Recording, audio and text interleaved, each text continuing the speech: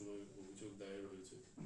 সেই অভিযোগের উপর ভিত্তি করে আমাদের চণ্ডীতলা থানার টিম, থানার আধিকারিক ইন্সপেক্টর জয়ন্তপালের নেতৃত্বে থানার বিভিন্ন অফিসার এবং আমাদের সাইবার হেল্প ডেস্কের পূর্ণিমা আছে, এদের তৎপরতায় আমরা আপাতত 23টি মোবাইল উদ্ধার করতে পেরেছি এবং বড়দিনের প্রাককালে সেই মোবাইলগুলি তাদের যারা অরিজিনাল ওনার তাদের হাতে ফিরিয়ে দেওয়ার জন্যই আজকে এটা করা হয়েছে।